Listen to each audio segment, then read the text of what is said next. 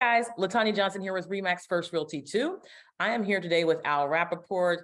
I'm gonna do a special introduction for Al here in just a moment, let him speak about himself. But every day I'm getting questions about the market. Is it gonna be a recession? Is it a good time to buy or sell?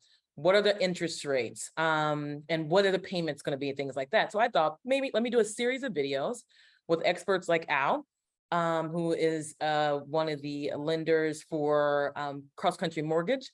So welcome everybody, Al Rappaport. Tell us a little about yourself. All right, all right. Well, thanks for having me here. So I've been in mortgages for now 19 years. Been doing this a long time. I've worked in all sorts of aspects of the business. I've owned my own broker shop in the past, and currently I'm a senior vice president. I lead the carbon team here at Cross Country Mortgage. We're one of the largest teams in the country. We are tracking this year to do close to $1.5 billion in closed business. Awesome. That's awesome. But I know one of the things you like to do as well is do the rebuttals on the appraisals. What do you say?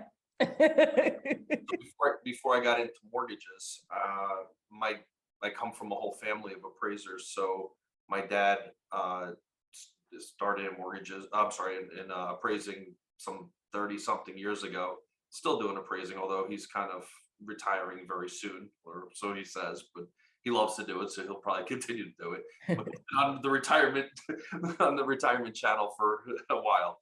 My brother and I did appraising as well. I have two uncles in appraising, so it's kind of it's our thing, and it's especially important in the last couple of years because we've seen so many deals that have gone awry due to appraisals, and just having that background and knowing how to fight those appraisals and having a system to combat bad appraisals or missed data, that's one of the things where we can really shine. Yeah, absolutely. I know I've come to you for a few and you've bailed me out, and was able to bring up some data that could change the mind of the appraiser that they might have missed. So that's great. I think today I just want to kind of go over some general questions, at least start there, and then our next video do maybe more in detail, maybe based on the feedback we get from today. But one of the things I think I would like to ask you is, what products do you have to help? Well, no, tell me this. What products do you have to help lower the interest rate? Okay. So that's a common thing right now, but to understand the background, why are rates where they are, you got to understand the most basic concept, which is rates chase inflation. If you see that inflation is high, rates will be high. And right now, what we're seeing is that the Fed is trying to combat inflation, and they're doing it by making the cost to borrow more expensive. Because what happens when you do that, when you make things more expensive, to borrow, there's less demand, and that's going to bring the prices down. And that's the whole concept behind this. Mhm. As you see, we've had historic inflation, and that's what's led rates to be historically high. If you consider at the beginning of this year, we were having rates in the upper twos, and now rates were pushing in the sevens, right? So in the same year, that's unheard of. I've been doing this 19 years, as I mentioned, and we've never seen that before. So this year has been like nothing else. So how do you work around that, right? That's kind of your question. Mhm. You go with an ARM. That's one option, right? An ARM gives a borrower a fixed rate of interest, usually at a lesser interest rate, but only for a certain period of time. So a common ARM might be a 7-year ARM.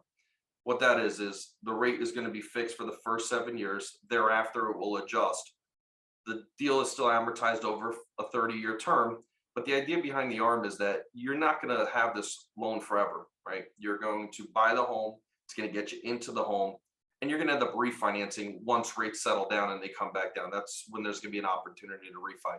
So an ARM might make sense for most people right now, right? It's not going to be a 30-year, like I'm going into this, I'm going to have the same loan for 30 years. That's never going to happen. An ARM might be an option. Very commonly, people are also doing temporary buy downs. So that's been a pretty common theme. I'll show you what that looks like. I actually have a pretty cool calculator. I'm going to share my That would screen. be excellent. Yeah.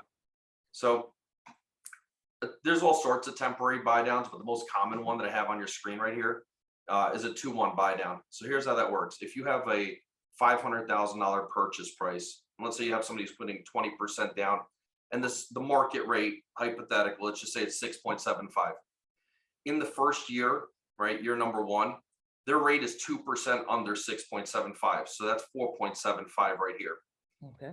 That's going to save that person $508 a month or $6,094 for the entire year of year number one. Then you go to year two. Year two, this is the one portion of it, right? 2-1 buy down, the one portion. Now you're dropping it from the 675 minus 1 point. And now they're at 5.75% for all of year two. And that's going to save them not the 508, but now they're saving $260 per month and $3,121 for the year. You add these two numbers up, the 6094 and the 3121. That's this number right here, 9215. That's what they've saved over the course of the 2 years by having this temporary rate reduction. And that number can be paid for by the seller. So what we've been seeing as the market has started to turn from being a seller's market to now being more so a buyer's market is the seller is less so in the driver's seat, and they may be willing to pay toward the buyer's temporary interest rate buy down. And in this case, in this scenario, if they wanted to entice the buyer to buy their home, they might offer them a credit of 9215, which is the combination of these two numbers, and it's going to save the borrower quite a bit of money. Excellent. That's awesome. And just to give a heads up, guys, it still is a seller's market due to inventory, but we are leading towards that way of it being more of a buyer's market. However, due to inventory, we still are having to really push for inventory and find homes for our clients. So just wanted you guys to know that right now, is because you say those buyer's market words and then they'll start saying, Tonya, I heard it was, you guys said it was a buyer's market. So I just want to make sure we clarify that. That's awesome. I mean, I think that that's great information. What would you suggest from a lender's perspective? What would you suggest to like someone that calls you today and say, hey, Al, I'm looking to get a mortgage. What would you suggest would be best for me right now? Get a pre-approval. Don't do a pre-qual. Sometimes I have people that will call up and say, well, I don't want to run my credit. I don't want to provide you with any paperwork. That's doing no one any favors, including the buyer. You want to get a real pre-approval, be vetted out from a credit, income, asset, and employment standpoint. Let someone vet out the deal up front, do all their due diligence. So that way, you know that once you submit the offer, it's going to make it to the finish line. And more so than I would say probably ever before, that pre-approval needs to be refreshed pretty regularly, because with the market moving as quickly as we've seen it move throughout the year, if I've qualified somebody at, let's say a few months ago at 5%, and now the rates are pushing high sixes, that is going to diminish their buying power. So we may need to take another look at things and make sure that in light of today's market, where the rates are today, that they're still good to go at the numbers that we previously discussed, right? It's not the case anymore where rates are pretty stagnant, not really moving super low, and you know what was good 3 or 4 months ago is still good today. Now I would say you'd probably want to have it pretty refreshed often. Yeah, I mean, I totally agree, because I know we've used to kind of keep them for 90 days, but because things have been so volatile that we've had to make sure, and that makes a big difference on those big numbers. So I think that's great advice. 90 days Finally, time ago. finally, just from your thoughts about this, everybody's talking about, like, you think it's going to be a recession? As you think that market's going to crash? What are your thoughts about that and interest rates and all of that? No, I don't think the market's going to crash. I mean, it's certainly been a difficult year this year, right? Anyone who's in our business knows that. It's been, you're coming off the last 2 years where loans and buyers were just falling out of the sky, and it was super busy. And then this year is a different story, right? Because as rates have gone up, it's slowed down a bit. But do I think the market's going to crash? No. And one of the drive-in reasons for that is exactly what you said before. It's still a supply and demand thing, and there's still very little inventory, and there's still people out there looking to buy those homes. You might not have the lines around the corner that you were seeing during COVID years, where you'd list a house and you'd have a line 2 blocks deep of people looking to look at it. Maybe now you have 5 or 6 people looking at it. So that's the difference, but there's still a whole lot more buyers than there are sellers, and the supply and demand is still keeping this market moving. Absolutely. And then just to piggyback off of that, I've been suggesting to my buyers and sellers and whoever is looking to transition, it's important for them to know that you have these options. Hence why I'm doing this, because people are saying, oh, I just want to wait to see what's going to happen to the market. Those people that waited when we had the 2%, 3% interest rates are now like, oh, when is it going to go back to there? It's highly unlikely that that'll go back there. We went there because of the pandemic.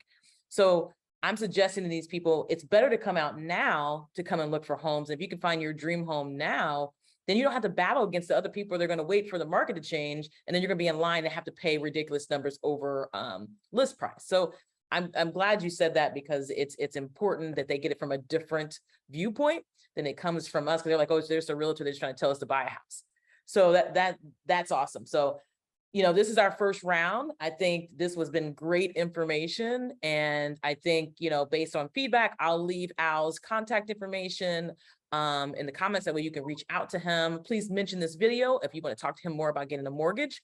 And now, obviously, and if you are looking to have a good agent, me, then reach out to me as well. I do team up with Al with a lot of transactions. So just let me know if you have any further questions or any things you want us to cover, and we'll do that on the next video. Thanks so much, guys. Look forward to hearing from you. Thank you very much.